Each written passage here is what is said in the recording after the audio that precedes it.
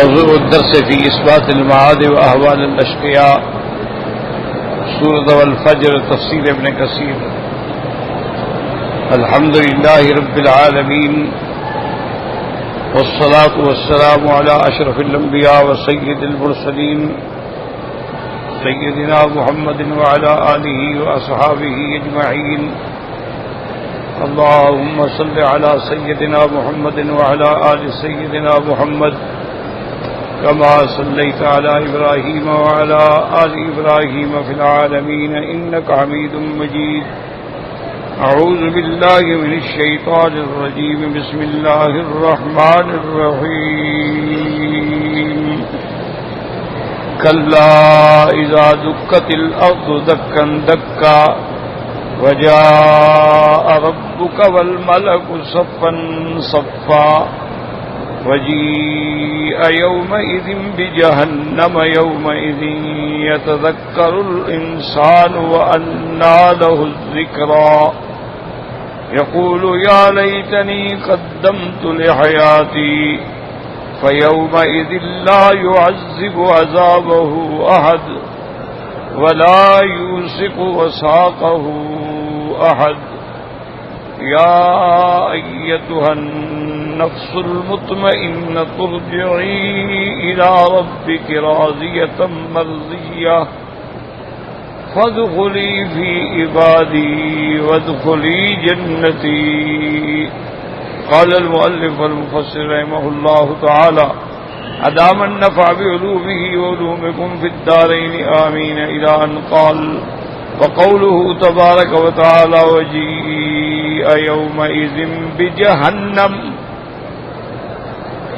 قال الإمام مسلم بن الحجاج في صحيحه حدثنا عمر بن حفص بن غياث قال حدثنا أبي عن العلاء بن خالد الكاهلي عن شقيق عن عبد الله بن مسعود رضي الله تعالى عنه قال قال رسول الله صلى الله عليه وسلم يؤتى بجهنم يومئذ لها 70,000 زمام مع كل زمام 70,000 ملك يجرونها.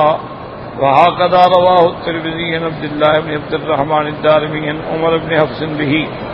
ورواه أيضا عن عبد بن حميد عن أبي عامر عن سفيان الثوري عن العلاء بن خالد عن شقيق بن سلمة وأبو وائل عن عبد الله بن مسعود قوله ولم يرفعه. وقد رواه ابن جرير الحسن بن عن مروان بن معاوية الفزاري عن العلاء بن خالد شقيق بن عبد الله قوله. اب اللہ تبارک و تعالی نے ارشاد فرمایا ہے کہ وجیء یومئذ بجہنم.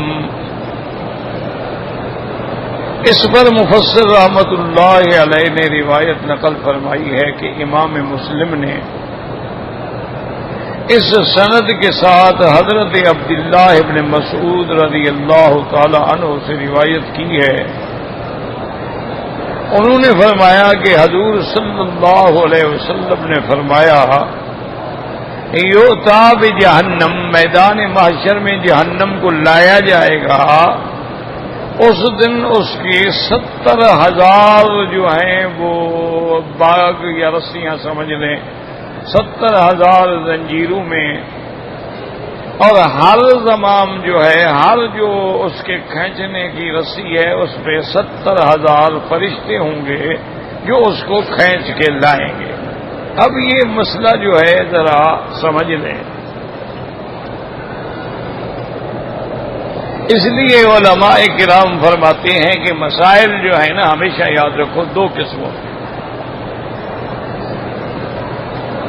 بعض مسائل تو ہوتے ہیں جن کو ہم کہتے ہیں سمعیہ،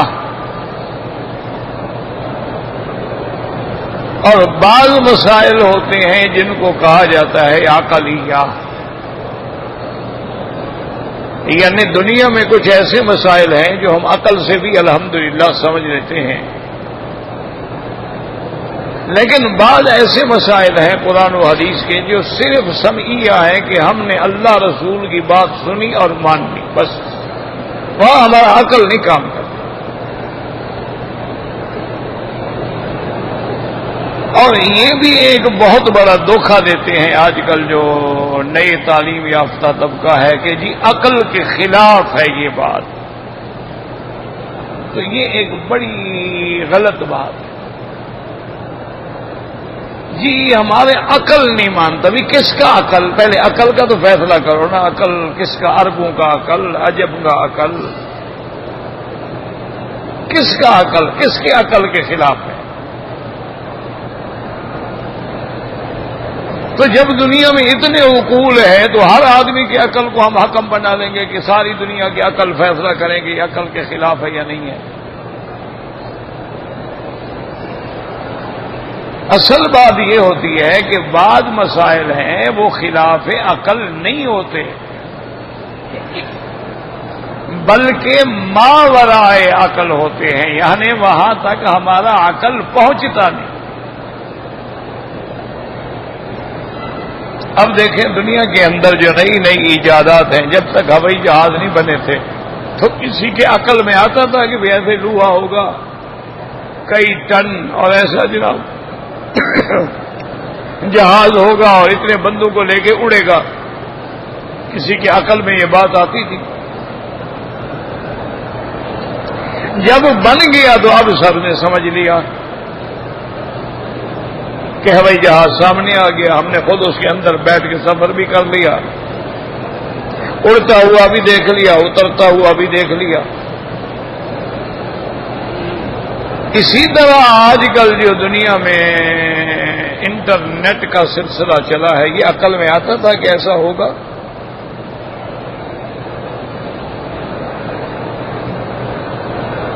جب سامنے آ گیا تو اب سب کے عقل میں آ گیا۔ تو جب دنیا کی چیزیں بھی ہمارے عقل میں نہیں آتی جب تک کہ سامنے نہ آئیں، مشاہدہ نہ ہو، ہم اپنی آنکھوں سے دیکھ نہ لیں، تو جو اللہ کا نظام ہے اور عالم غیب ہے وہ ہماری سمجھ میں کیسے آ سکتا ہے؟ وہ تو ہے ہی عالم غیب۔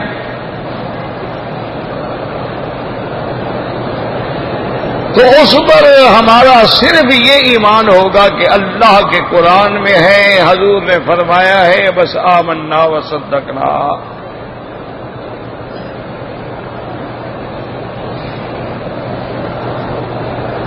اللہ کے قرآن میں ہے کہ جہنم ہے، اللہ کے قرآن میں ہے کہ جہنم ہم نے کافروں کے لیے تیار بھی کر دی ہے، یعنی وہ پیدا بھی ہو چکی ہے۔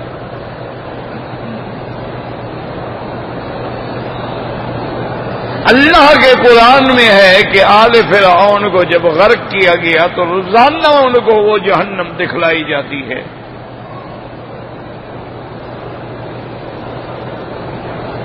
اسی طرح احادیث مبارک میں بھی آتا ہے کہ جب بندہ مر جاتا ہے،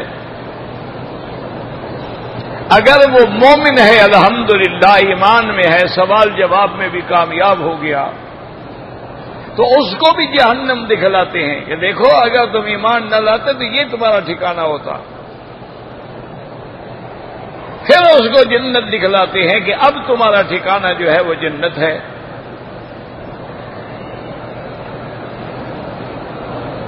تو جہنم کا ہونا قرآن میں بھی ثابت ہے اور حضور پاک کے فرمان سے بھی ثابت ہے۔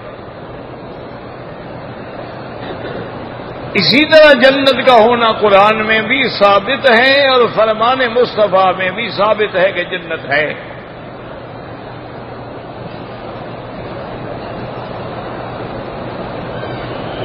اب اسی سے سارے مسائل کو دیکھتے جائیں، بھی عذاب قبر ہے، ہمیں سمجھ تو نہیں آتا ہے کیونکہ عالم غیب سے ہے۔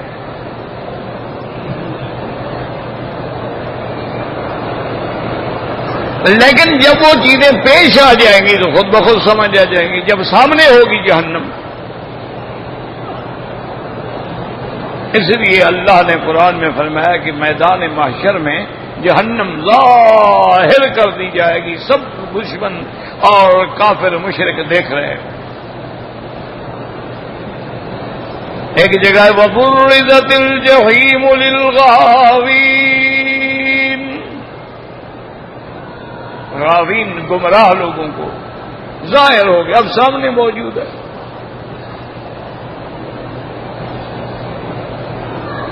اور پھر ان کو کہا بھی جائے گا کہ ھذہ جہنم التی کنتم بہا تکذبون،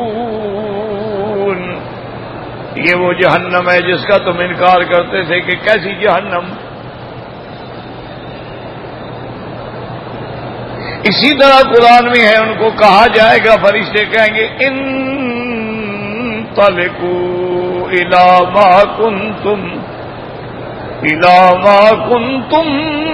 بہ تکذبون۔ اللہ حکم دیں گے فرشتوں کو، کہیں گے چلو اس جہنم کی طرف جس کی تم تکذیب کرتے تھے، جھٹلاتے تھے کہ کوئی جہنم نہیں، اب چلو۔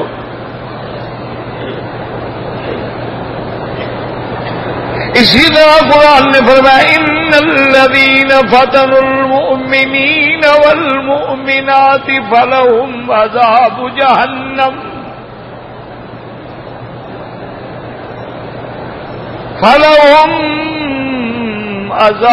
جہنم ولہم عذاب الحریق۔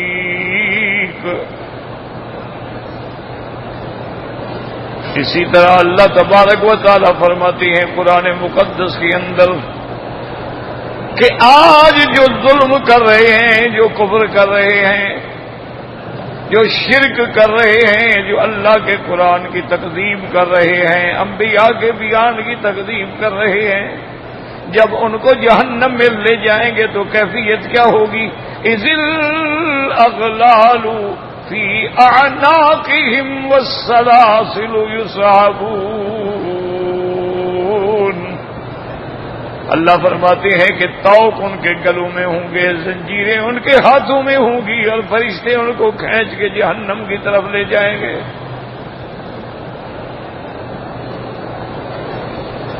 اور اسی طرح قرآن میں آتا ہے کہ جب ان کو جہنم کی طرف لے جایا جائے گا تو فرشتے ان جہنمیوں سے پوچھیں گے کہ ما سلککم فی سقر، او بدبختو آج کیوں جہنم کی طرف آ رہے ہو، کیا وجہ ہے؟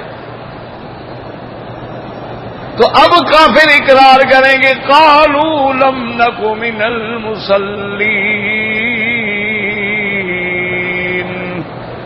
ولم نک نطعم المسکین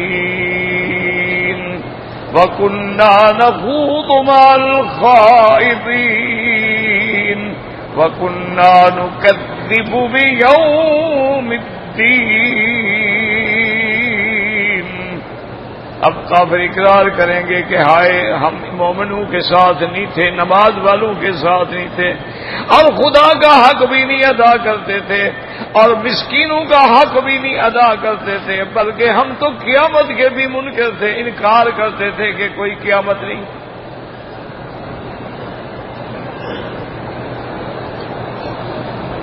اسی طرح اللہ نے فرمایا سأصلیہ سقر وما ادراک ما سقر لا تبقی ولا تذر لواحۃ للبشر علیہا 19۔ تو سارے قرآن پاک میں سینکڑوں آیات ہیں جس سے یہ ثابت ہوتا ہے کہ بھی جہنم ہے اور جہنم حق ہے اور جہنم پیدا ہو چکی ہے۔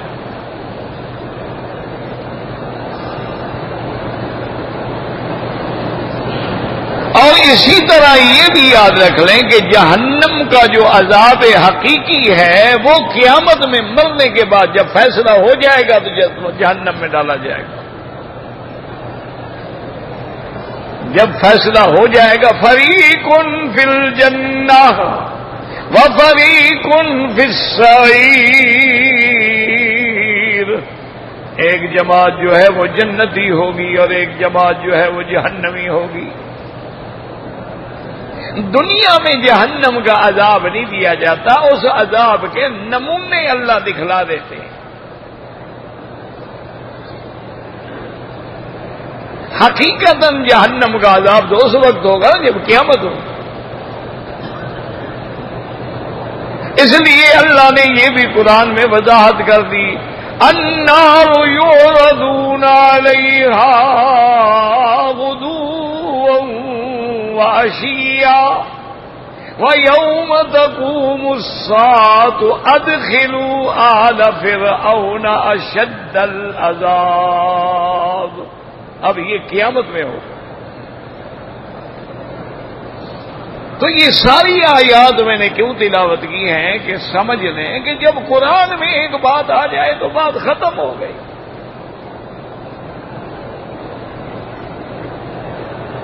یہ تو پھر ضد کا تو کوئی علاج نہیں نا، جیسے آج کل دنیا میں کچھ ایسے فرقے بن گئے، وہ کہتے ہیں جی کہ ہم تو اہل قرآن ہیں، قرآن کو مانتے ہیں، حدیث نہیں مانتے۔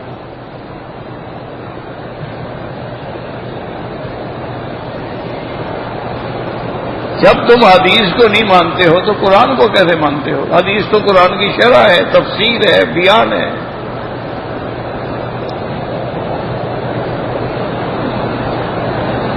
اسی طرح بعض حضرات جو ہے وہ کہہ دیتے جی ہم تو حدیث کو مانتے ہیں لیکن فقہ کو نہیں مانتے، کہ اصل کتاب اللہ و سنت رسول اللہ ہے۔ تو میرے بھائی ٹھنڈے دل سے سوچا کرو، یہ دونوں دعوے غلط ہیں۔ قرآن سمجھ ہی نہیں آ سکتا جب تک حدیث پاک نہ ہو، اور فقہ کا معنی ہی یہ ہے کہ وہ ہمیں قرآن و حدیث کی بات کو تفصیل سے سمجھائے اور اس سے کیا کیا مسائل استنباط ہوتے ہیں وہ ہمیں بتائے۔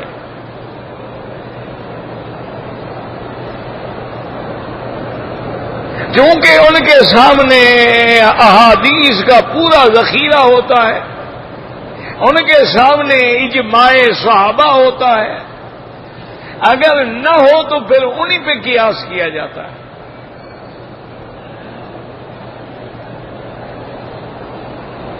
اس لیے بڑے اصولی بات یاد رکھو کہ جو ایمان والا ہے اس کے لیے اتنا کافی ہے، قرآن میں ہے، بس ختم، بات ختم ہو گئی۔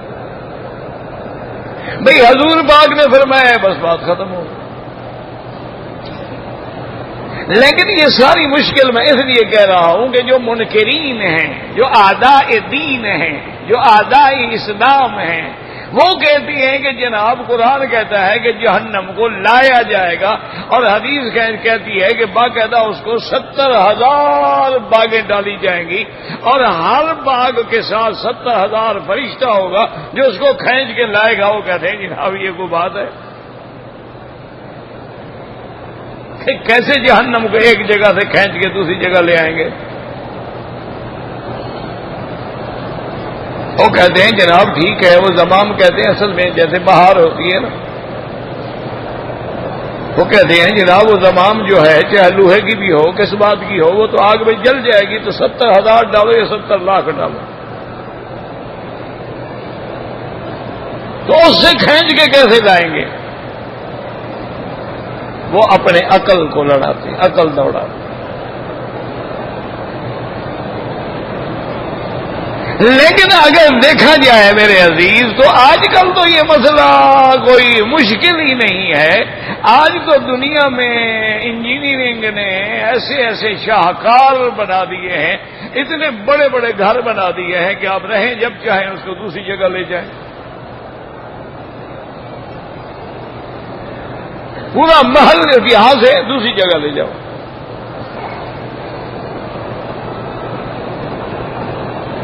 اب تو انجینئرنگ نے ایسے ایسے شاہکار بنا دیے ہیں کہ سمندروں کے نیچے جا کے گھر بنا دیے ہیں، اوپر سمندر ہے اور نیچے ہوٹل ہے۔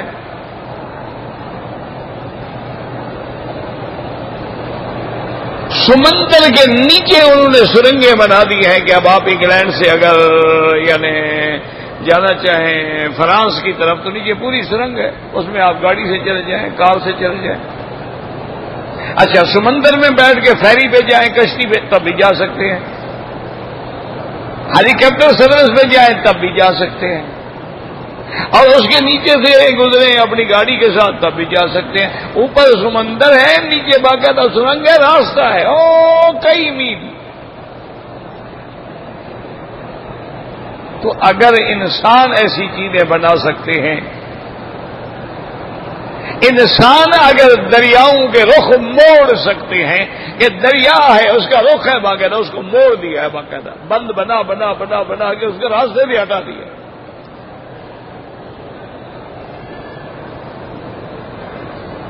مجھے خود یاد ہے، یعنی بچپن میں جب یہاں بارش آتی تھی نا زور کی، پہاڑوں پہ جب بارش آئے نا اس کے بعد سیل آتی ہے، پانی بہتا ہے پہاڑوں سے، اور خدا کی شان یہ ہے کہ یہ کعبۃ اللہ جو ہے یہ سب ایسے ہے، پیالہ ہے، سب سے نیچی جگہ پہ کعبۃ اللہ، ظاہر میں نیچا اور معنی کے اعتبار سے سب سے اونچا۔ جیسے بندہ سجدہ کرتا ہے تو سب سے نیچا، لیکن اللہ کے ہاں سب سے اونچا۔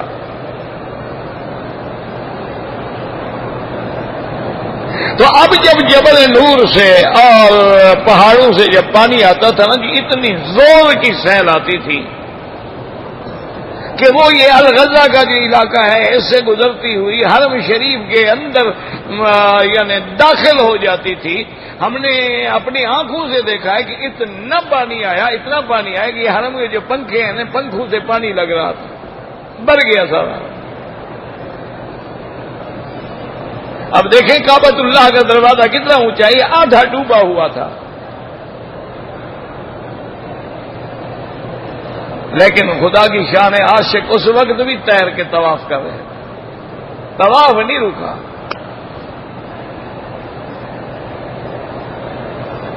ویسے بھی طواف نہیں رکتا، ہم نہیں کریں گے، اللہ کے ملائکہ کر رہے ہیں، فرشتے کر رہے ہیں۔ تو اب جناب اس حکومت کو اللہ جزائے خیر دے، انہوں نے بڑے بڑے ماہرین کو بلایا کہ بھئی یہ تو ہر 2 سال کے اندر مسئلہ بن جاتا ہے، سیل آتی ہے حرم میں گھس جاتی ہے، سارا حرم کا نظام درہم برہم ہو جاتا ہے، پھر اس کی صفائی کرو، مٹی نکالو، پھر نئی کنکری ڈالو، نیا پتھر لگاؤ۔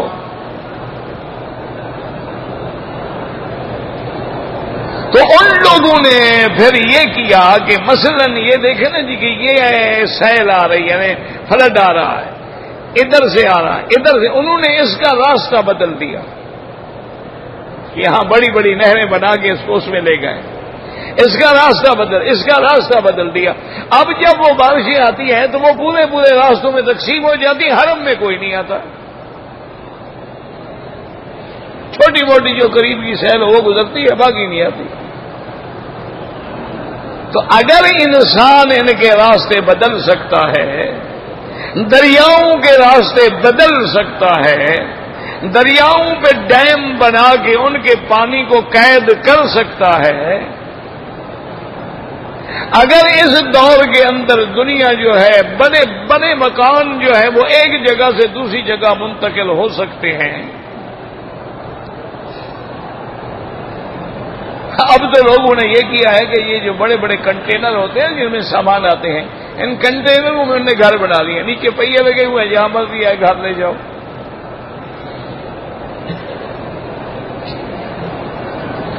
بارش آ گئی کھینچا دوسری جگہ لے گئے، ایک علاقے میں گرمی پڑی، دوسرے علاقے میں موسم ٹھیک ہے، اس نے جناب گاڑی کے پیچھے باندھا اور اسی علاقے میں لے گئے۔ اگر ایک انسان یہ تصور کر سکتا ہے کہ اس کو ایک صاروخ کے اندر انسان کو بٹھا دیا جائے اور وہ صاروخ سیدھا چاند میں پہنچ جائے اور وہاں باقاعدہ وہ دروازہ کھولے، اترے، چاند پہ چہل قدمی کرے، چاند سے مٹی لے، چاند کے فوٹو لے، پھر اسی اپنی میزائل گاڑی میں بیٹھے اور پھر نیچے آ جائے، تو اگر انسانی عقل ایسی بات کر سکتی ہے تو اللہ تعالی جہنم کو ایک جگہ سے دوسری جگہ نہیں لے آ سکتے؟ کون سا اس میں اشکال ہے؟ کون سا اس میں مشکل؟ باقی یہ کہنا کہ جہنم میں تو جی رسیاں جل جائیں گی، تو جہنم میں تو بندے بھی تو جل جائیں گے لیکن مریں گے تو نہیں نا۔ جہنمی کو جب جہنم میں ڈالو گے، اگر اس کو موت آ جائے تو بس سزا تو ختم ہو گئی نا، لیکن قرآن کہتے ہیں نہیں، نہ ہم مرنے دیں گے نہ جینے دیں گے، موت نہیں آئے گی، لا یموت فیہا ولا یحیا۔ اور قرآن نے یہ بھی بتلا دیا ہے کہ جب ان کا چمڑا جل جائے گا بدلنا ہوں فوراً دوسرا چمڑا آ جائے گا. تو اس لیے عقل دوڑانے کی ضرورت نہیں ہوتی. بعض چیزیں ایسی ہیں جو ماورائے عقل ہیں، یعنی ہیں تو ٹھیک وہ، لیکن ہمارا عقل نہیں پہنچ رہا وہاں.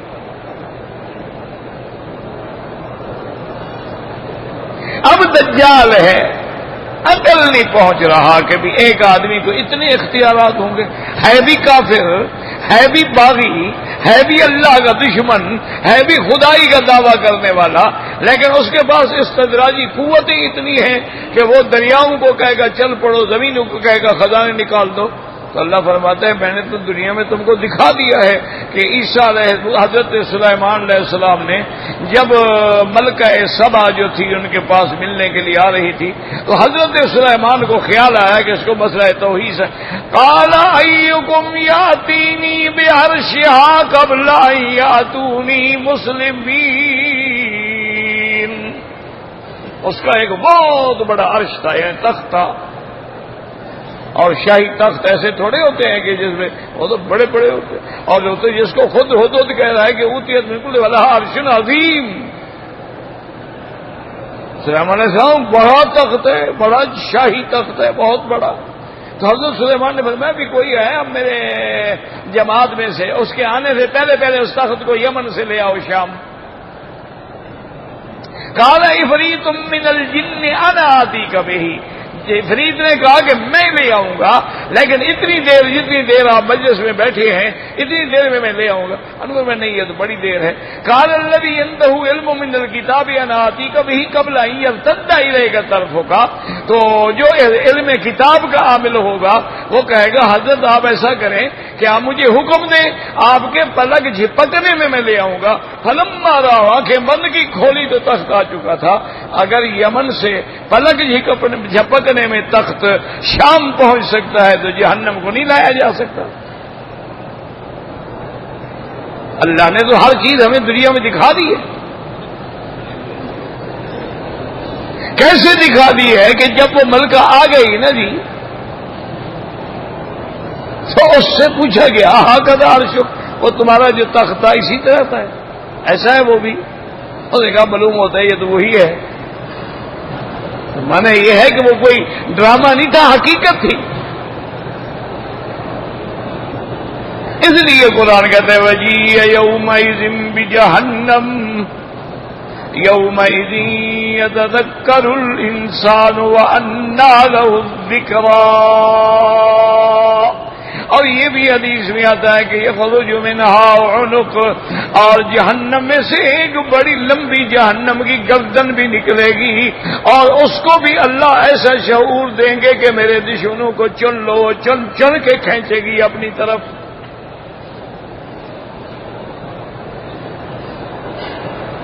اسی لیے حضور نے اپنی امت کو سکھلایا ہے کہ اللہ سے پناہ پکڑا کرو. اللہم انی اعوذ بک من عذاب القبر واعوذ بک من عذاب النار.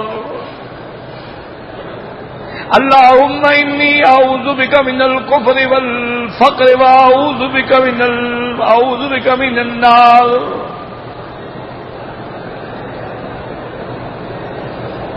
اسی لیے حضور پاک صبح کی نماز میں جب صبح اٹھتے تھے تو فرماتے تھے آسمانوں پہ نظر ڈال کے کہ اللہم انت الحق ووعدک الحق وقولک حق والجنت حق والنار حق. ہر روز حضور کہتے تھے تاکہ امت سمجھ جائے کہ جہنم حق ہے. اسی طرح جہنم پہ پل صراط جو ہوگی وہ بھی حق ہے. اسی طرح قیامت والے دن جو میزان ہوگا جس میں ہمارے اعمال وزن ہوں گے وہ میزان بھی حق ہے. اسی طرح جہنم کے 7 دروازے ہوں گے، لہا 7 ابواب. اور اسی طرح جنت کے 8 دروازے ہوں گے. یہ ساری چیزیں قرآن میں بھی ہیں، حدیث میں بھی ہیں. اب اگر کوئی عقل کا دشمن اپنا عقل لڑاتا رہے تو اس کا عقل خراب ہو سکتا ہے، لیکن نہ یہ عقل کے خلاف ہیں نہ نقل کے خلاف ہیں. اس کا ذکر ساری کتابوں میں موجود ہے. ہر پیغمبر نے اپنی امت کو عذاب جہنم سے ڈرایا ہے.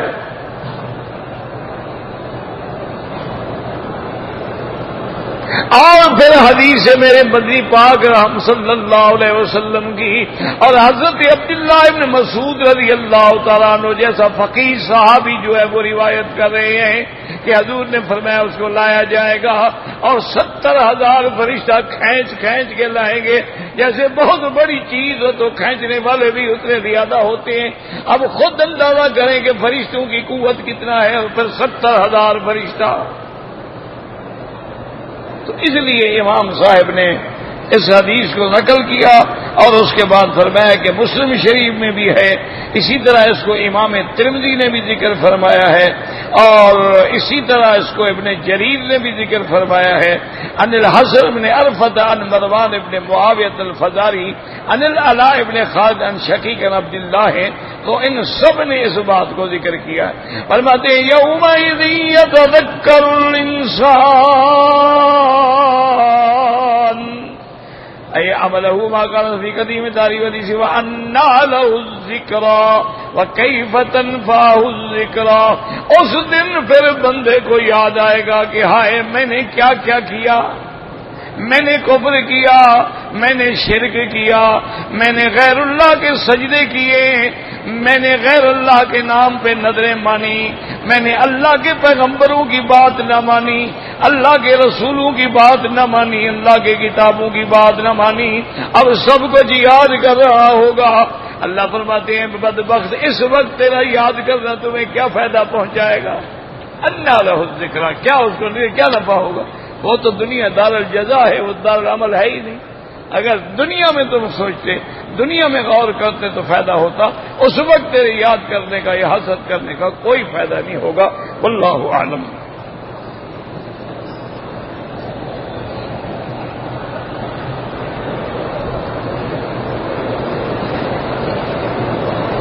کہتے ہیں جی کہ حضور صلی اللہ علیہ وسلم حضرت جابر رضی اللہ تعالی عنہ کی دعوت پر تشریف لے گئے اور ان کے بچوں کو بھی، مردہ بچوں کو بھی زندہ کر کے ان کے ساتھ کھانا کھایا. نعوذ باللہ ثم نعوذ. پتہ نہیں کہاں سے گھڑتے ہو تم حدیثیں. قسم کھائی ہوئی ہے کہ حضور پہ جھوٹ بولنا ہے.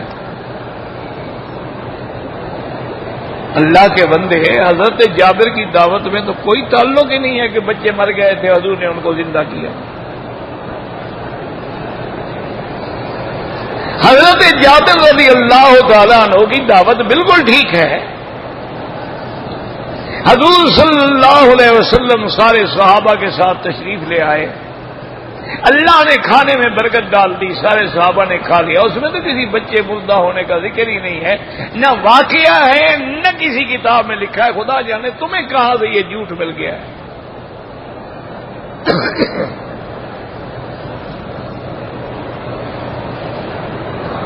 اصل کیا ہے کہ جی نبی پاک نے مردے کو زندہ کر دیا.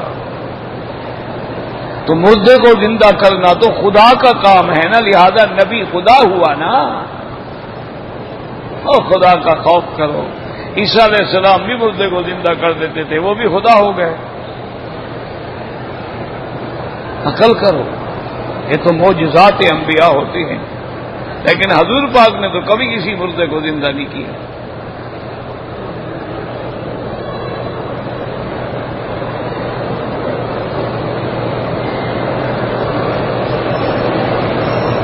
کہتے ہیں جی کہ حضرت فاطمہ الزہرا رضی اللہ تعالی عنہا کی موت جو ہے وہ کیسے واقع ہوئی. 30 سال کی عمر تھی، نوجوان لڑکی تھی، کوئی بیماری بھی نہیں تھی. تو شیعہ کہتے ہیں حضرت عمر کی وجہ سے وہ فوت مر گئی. انا للہ و انا الیہ راجعون. انا للہ و انا الیہ راجعون.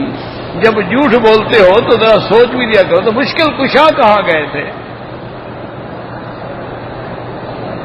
جب حضرت علی مشکل کشا ہیں تو اپنی بیوی کی مشکل بھی حل نہیں کر سکتے؟ جھوٹ بولتے سوچا بھی تو کرو۔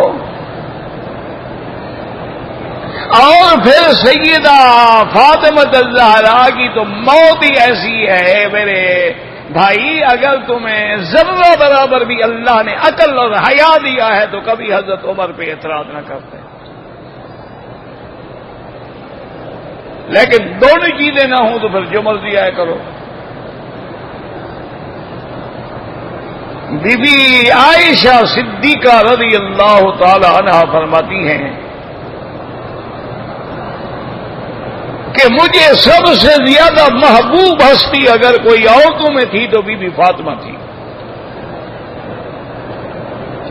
اس لیے کہ ایک تو مجھے حضور نے کہا تھا کہ فاطمہ سے محبت کیا کرو،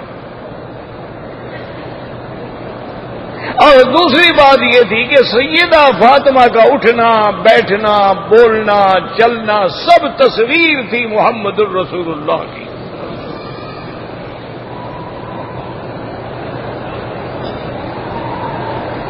وہ فرماتی ہیں کہ حضور کی بیماری کے دن تھے،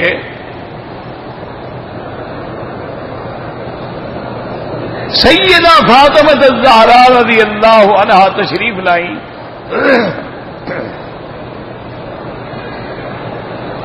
حضور نے اشارہ فرمایا بی بی سے کہ بی بی قریب ہو جائے، بی بی قریب ہوئی حضور کے۔ حضور پاک نے کوئی بات فرمائی رازداری سے جو میں نہیں سن سکی، بی بی فاطمہ رونے لگ گئی۔ چند لمحات کے بعد حضور نے پھر اشارہ کیا تو بی بی فاطمہ پھر قریب ہوئی، حضور نے کوئی بات فرمائی تو بی بی فاطمہ ہنسنے لگ گئی۔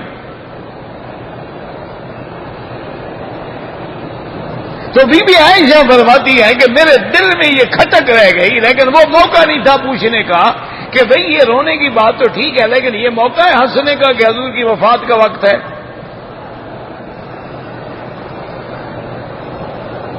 تو بی بی عائشہ فرماتی ہے کہ میں نے بعد میں خود پوچھا بی بی صاحبہ سے کہ بی بی صاحبہ مجھے تو آپ کے علم پہ عقل پہ اور آپ کی شخصیت پہ بڑا ناز تھا، لیکن یہ آپ نے کیا کیا کہ حضور کی مرض وفات ہے اور سکرات کا وقت ہے اور آپ ہنس رہی ہیں؟ انہوں نے کہا اما عائشہ بات یہ تھی کہ جب پہلی دفعہ میں حضور کے قریب ہوئی تو حضور نے فرمایا بیٹی اب میرے جانے کا وقت آ گیا، میں اپنے اللہ کی طرف جا رہا ہوں۔ تو میں رونے لگ گئی۔ اس کے بعد مجھے حضور نے دوبارہ اشارہ کیا، فرمایا فاطمہ غم نہ کرو، میرے خاندان میں سے میرے موت کے بعد سب سے جلدی تم میرے پاس آؤ گی۔ ان کی جلدی موت کی پیشین گوئی تو محمد مصطفیٰ نے دی ہے، اس میں حضرت عمر کا کیا قصور ہے بھائی؟ کوئی عقل کی بات کیا کرو، ایسے قصے گھڑتے ہو، اصل تمہارا بھی قصور نہیں، جب مذہب بھی جھوٹا ہو تو اس کے واقعات بھی جھوٹے ہوں گے۔ اور بی بی فاطمہ الزہرا کی موت کا سبب جو تھا وہ فراق محمد مصطفیٰ تھا، حضور کی جدائی برداشت نہیں کر سکے، اسی لیے بی بی نے کہا تھا کہ سبت علیہ مصائب لو انہا سبت علی الایام سرن لیالیا، کہ میرے اوپر جو مصیبتیں آئی ہیں حضور کی وفات کے بعد، جو غم آیا ہے مجھ پر، اگر یہ دن پہ بھی آتا تو دن بھی رات بن جاتے۔ اس لیے بی بی فاطمہ پھر صاحب فراش ہو گئی اور 6 مہینے کے بعد وفات ہو گئی، اور حضور کی پیشین گوئی تھی کہ میرے خاندان میں سب سے پہلے تم میرے پاس آؤ گی۔ اس میں کسی کی کیا بات ہے؟ یعنی تم نے اتنی جھوٹی بات لے کے یہ بھی نہیں سوچا کہ بی بی فاطمہ کی توہین کر رہے ہو کہ بی بی فاطمہ اتنی کمزور تھی کہ حضرت عمر کی وجہ سے مر گئی، یہ بھی نہیں سوچا کہ حضرت علی کی توہین کر رہے ہو کہ مشکل کشا جو گھر میں موجود ہے وہ کس دن کام آئے گا۔ انا للہ و انا الیہ راجعون۔ اللہ ہدایت دے، ہم تو دعا ہی کر سکتے ہیں اور کیا کر سکتے ہیں۔ اگر کوئی عورت اپنے گھر سے یا ہوٹل سے حرم اکیلے آ کے طواف کرے کوئی حرج نہیں، کوئی بات نہیں۔ محرم کا معنی ہے سفر، یہ سفر تھوڑا ہے۔ تمام عورتیں حضور کے زمانے میں گھروں سے نماز پڑھنے آتی تھیں تو خاوند ساتھ تو نہیں آتے تھے۔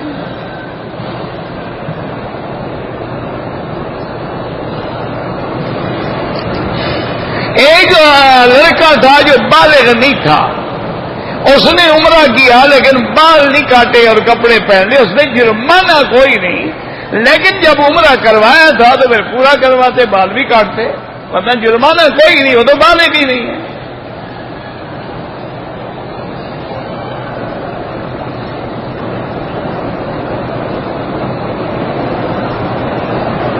میں جدے میں مقیم ہوں لیکن ٹرک ڈرائیور ہوں، مجھے ہر وقت سفر میں رہنا پڑتا ہے اور کبھی کبھی 2-3 دن کے لیے جدے میں آ جاتا ہوں، تو وہ تمہارا وطن اقامت ہے، نماز پوری پڑھو گے،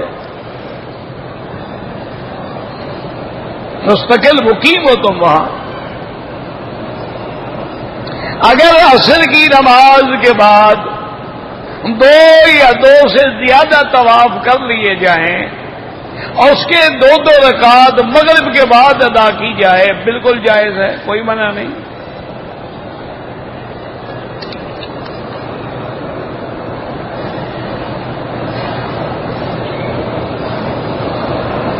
بہرحال جنازہ ہو یا کوئی نماز ہو، مقتدی کو امام کے آگے نہیں ہونا چاہیے، لیکن یہاں انتظام کرتے ہیں، جہاں امام کھڑے ہوتے ہیں آگے باقاعدہ دیوار ہے، ستھرا ہے، رکاوٹ ہے۔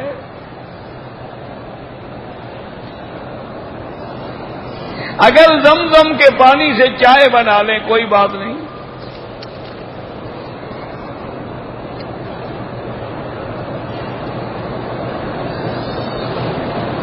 کہتے جی کہ اگر ایک صحابی نے حضور صلی اللہ علیہ وسلم کا فعل بیان کیا ہے اور ایک صحابی نے قول بیان کیا، تو واضح بات ہے کہ حدیث قولی جو ہے وہ فعلی پہ راجع ہوتی ہے، قولی بات جو ہے وہ فعلی پہ راجع، کیونکہ فعل تو کبھی جواز کے لیے بھی ہوتا ہے۔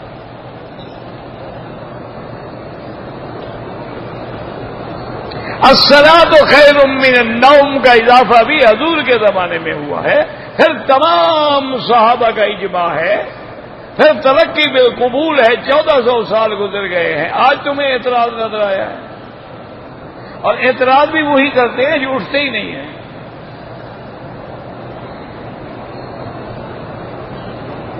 ان الذین آمنوا والذین ہادوا والنصارى والصابین، اس میں مسلمانوں کے ساتھ دوسروں کی بھی بخشش ہے تو ٹھیک ہے، جو لوگ دوسرے اپنے اپنے دین پہ مر گئے ان کی بھی بخشش ہوگی، جو یہودی حضرت موسیٰ علیہ السلام کے دین پہ تھے یا جو عیسائی حضرت عیسیٰ علیہ السلام کے دین پہ تھے وہ بھی جنتی ہیں، مومن ہیں۔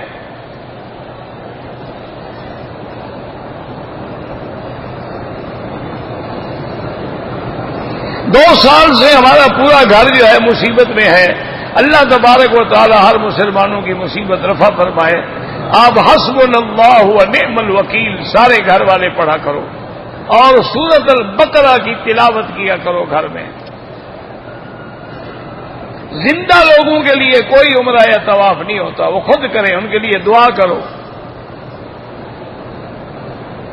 بعد نمازیں جہری ہیں اور بعد نمازیں سری ہیں۔ سب سے پہلی بات تو یہ ہے کہ اللہ کا حکم ایسے ہے، اور دوسری بات یہ ہے کہ اللہ پاک اپنے بندوں کو سبق دیتے ہیں کہ تم زور سے پکارو میں سنتا ہوں اور ایسا پکارو تو میں سنتا ہوں۔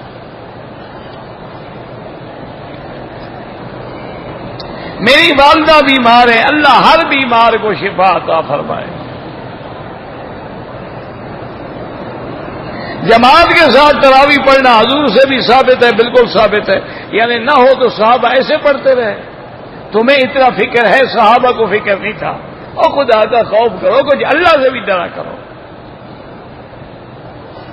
تمہیں 1400 سال کے بعد فکر ہے کہ جی حضور نے پڑھی تھی، صحابہ کو اتنا فکر بھی نہیں تھا کہ جی جب حضور نے نہیں پڑھی تو ہم کیوں پڑھیں۔ عجیب بات ہے، کوئی اللہ نے عقل چھین لیا۔ معلوم یہی ہوتا ہے کہ صحابہ کے بغض میں اللہ نے عقل چھین لی۔ صحابہ تو جو بات حضور پاک کی زبان مبارک سے نکل گئی یا آپ نے نہیں کی، صحابہ تو قریب ہی نہیں جاتے تھے۔ جب صحابہ نے باقاعدہ، اور پھر ایک نہیں، دو نہیں، تین نہیں، چار نہیں، اجماع صحابہ، لاکھوں صحابہ میں ایک بھی اعتراض کرنے والا نہیں ہے، تم پیدا ہوئے ہو۔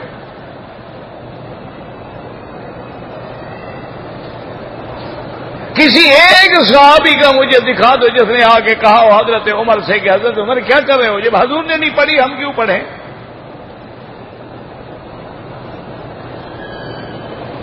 ایک صحابی کا اعتراض دکھا دو، انہوں نے نہیں کیا، تمہارے دماغ کو کیا خلل پڑ گیا ہے؟ اور پھر اگر حضور کا فرمان بھی نہ ہوتا، عمل بھی نہ ہوتا، پھر بھی صحابہ حضرت عمر کا عمل جو ہے وہ تو سنت ہے، لیکن سنتی و سنت الخلفاء الراشدین، لیکن تراویح تو حضور نے بھی پڑھی ہے۔ اور باقاعدہ حدیث میں موجود ہے کہ تیسری رات صحابہ انتظار کرتے رہے، حضور پاک گھر سے تشریف نہیں لے آئے، صحابہ نے کھانسنا بھی شروع کیا کہ شاید حضور نیند آ گئی ہے اس لیے نہیں آ رہے۔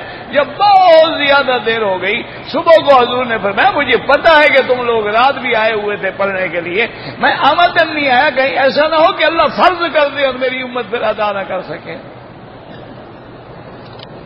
وہ تو آپ کا پڑھنا ثابت ہے خدا کے بندو، اللہ ہدایت دے۔ پتہ نہیں احرام کو دھوئے بغیر پھر دوبارہ عمرے کے لیے استعمال کر سکتے ہیں؟ جب آدمی عمرہ کرتا ہے کوئی برائی کا کام کرتا ہے احرام پلید ہو جاتے ہیں؟ نہیں، کیا وجہ؟ عقل کے پرزے ڈھیلے ہیں یا ویسے مولوی مکی کو تنگ کرنا ہے؟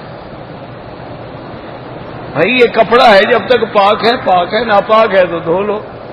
اب یہ کہو جی اس قمیض میں نے مغرب پڑھی ہے، پھر عشاء پڑھ سکتا ہوں، یا میں نے عشاء پڑھی ہے جناب پھر اسی کپڑے میں فجر کی نماز بھی پڑھ دوں؟ نہیں جناب، ہر نماز کے لیے دھونا پڑے گا، کوئی عقل ہے؟ جب تک احرام پاک ہے 100 عمرہ کرو۔ اگر احرام کی چادروں کو ہم کفن کے لیے رکھ لیں تمہاری چیز ہے، تمہاری مرضی، کفن ڈالو، زندہ کو دو، مردے کو دو۔ واللہ اعلم۔ ربنا تقبل منا انک انت السمیع العلیم وتب علینا انک انت التواب الرحیم۔ یا حی یا قیوم برحمتک نستغیث، یا حی یا قیوم برحمتک نستغیث، یا حی یا قیوم